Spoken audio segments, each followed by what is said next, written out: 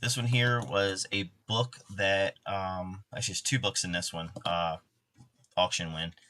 Um, the one book I bought, I just really like the covers. I'm starting to really get into a lot of the weird side of DC. Um,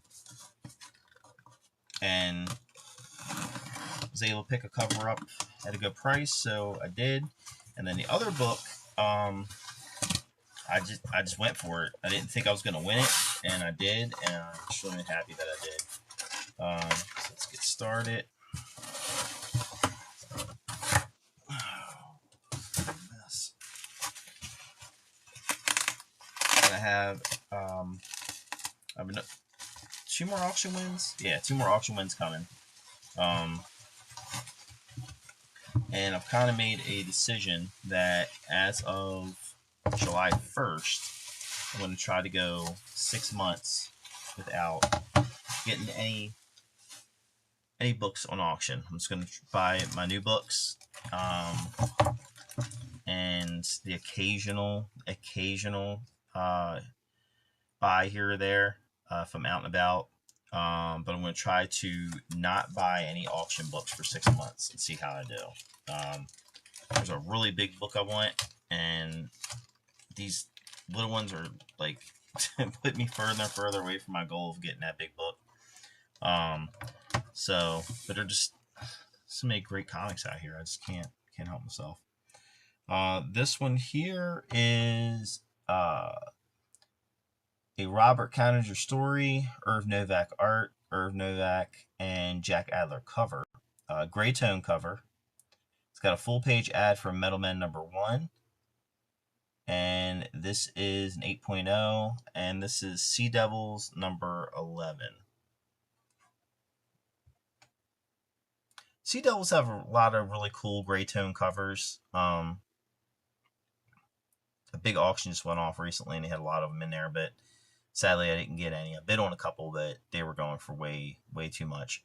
But they got a lot of really neat gray tone covers, so I try to pick a lot of these Sea Devils up. Probably get maybe about 20 of them or so, the first 20.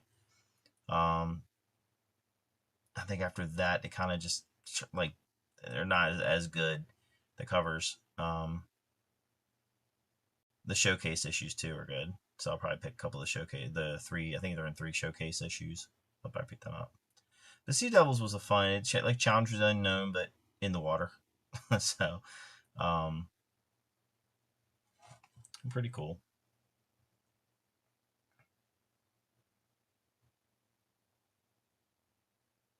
Sea of Nightmares is the title of this story. Now, this next book,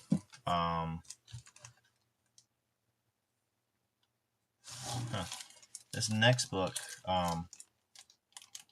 I've had my eye on a couple times, and it went for huge money.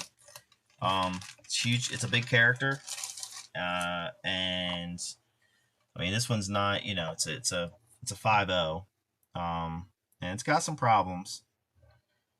So it's not as high grade as I like, but when you get into high grade in this book, it jumps significantly. So got to settle for what I got and what I get.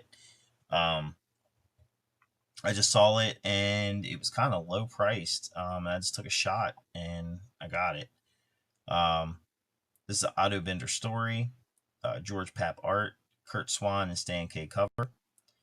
Um, this is from 1958, October of 1958. It's a restored book.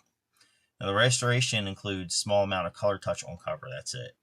So, looking at it, if I'm eyeballing it, I'm going to say it's probably maybe at the top of the book is where the color touch is at. I'll get a black light out and look at it. She had one up here for a while, but I don't know what I did with it. But I'll get a black light out and find out like where the color touch is at. But it's a really cool book. This is Superboy #68, and this is the origin and first appearance of Bizarro. So nice book. 5.0, like I said, 5.0 is not horrible. Like for when I go low grade, 5.0 is about where I want to, as low as I kind of want to go. Now I've got other books. Obviously, I got 2.0 and 2.5 and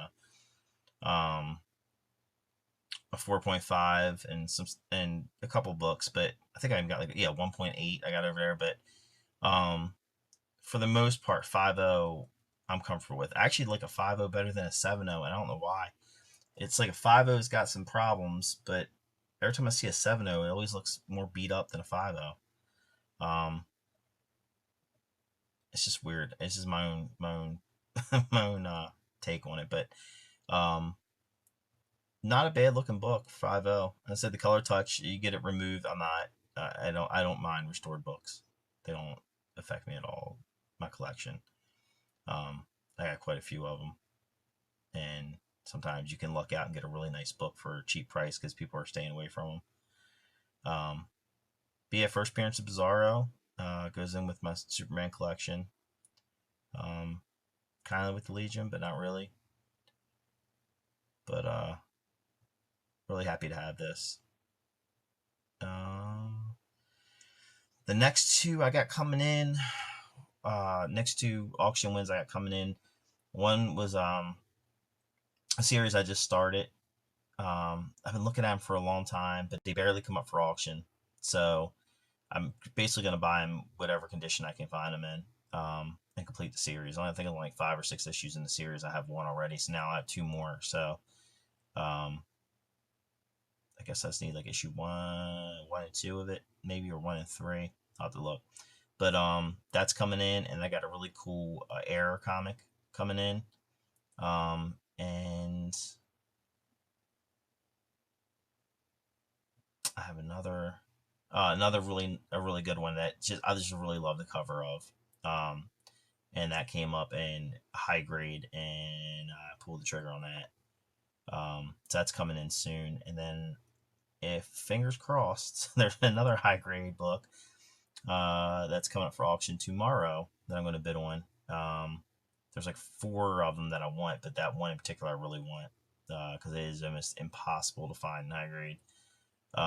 So I'm gonna go for that one as well. And then that's good. After that, July 1st, that's it. July 1st, I'm not doing. I'm gonna try not. Say I'm not, but I'm gonna try to do no more auctions for 6 months. Um, and I'm trying to. So I have my new books coming in. I got Comic Con coming up. But there's a big book I want, and these books like this, these little buys here, are keeping me away from my goal. So I've figured on 2027, I will get that book in 2027 that I want. And then just keep rolling through because I've been doing fantastic as far as books that I've wanted for a long time or books I've been looking at.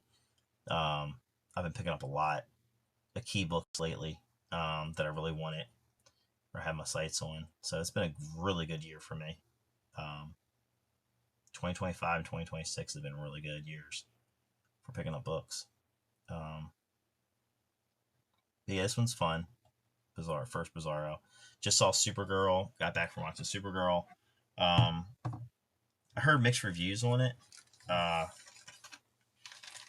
it wasn't bad. Um, as a story and as a movie, um, it wasn't horrible.